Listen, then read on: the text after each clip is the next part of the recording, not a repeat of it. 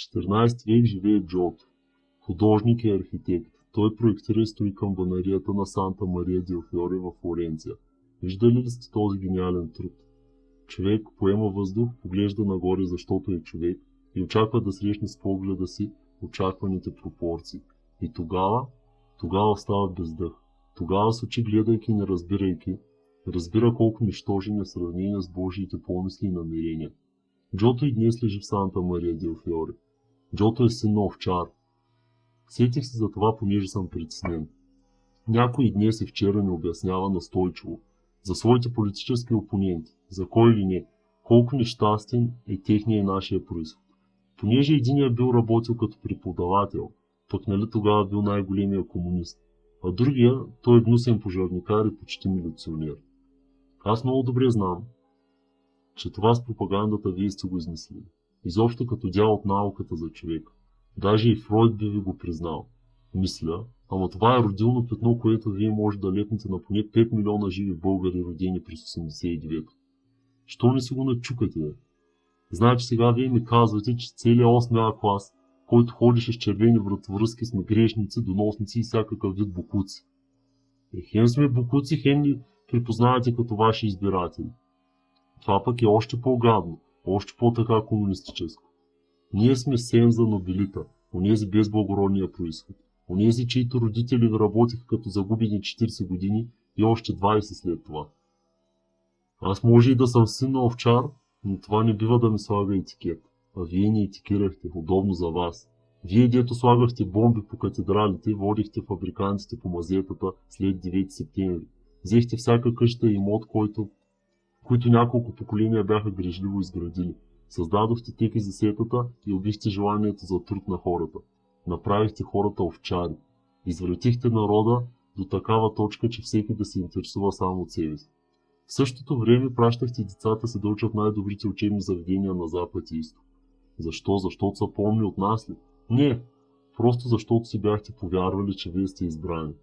Никога не съм си мислил, опази Боже, че онзи простак Станишев е нещо повече от мен. Това е човек с много късо изречение, човек, който казва само думи като ние, вие, ще вземем, ще получим, ще увеличим и прочие глупости. Сетих се, на предните избори пък беше обиден. Изборите били нечестни. Тогавашният премиер, без да му симпатизирам, разбира се, бил нали от нея, дето ядели фили с мас. Станишев да ми говори за нечестни избори. Вие ли е пияндета червени ще ми говорите за честни избори? Вие май забравихте как се гласуваше преди 89-та година.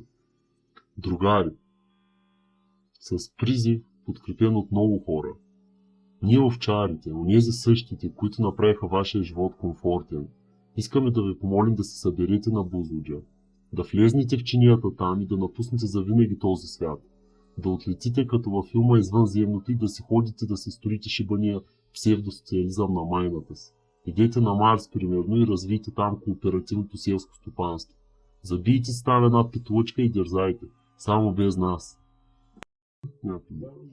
Председател на Народно събрание Михаил Миков свика извънредно заседание в парламента на 16 август 2013 година, петък, от 10 часа.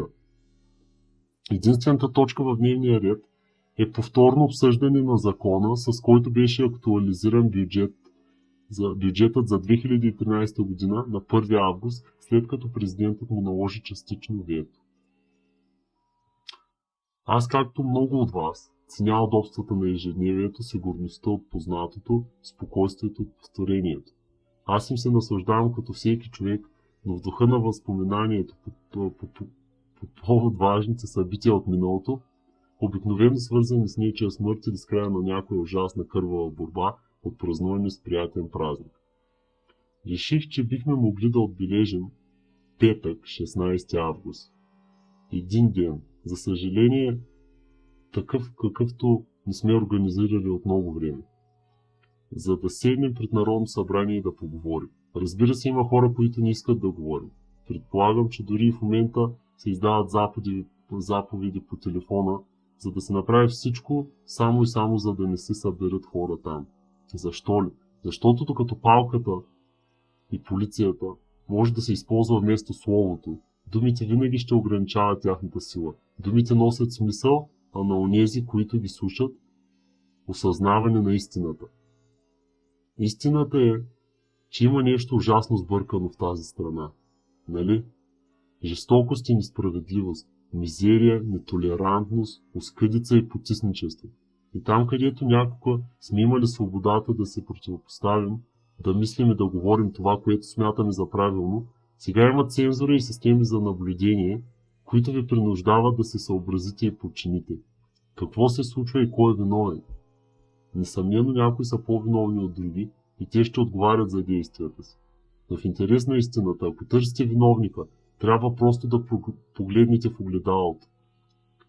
Знам защо го направите. Знам, че се страхувате. Страхува се всеки. Кой не би се страхувал?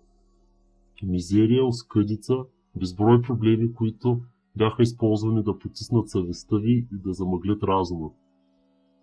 Затова, без да приканвам към нищо незаконно, моля всеки един от вас, в петък, на 16 август, да дойде пред Народното събрание в 8 часа и да организираме мирна блокада, която да не разпуснем, докато не получим желаната от нас оставка на кабинета Орешарски.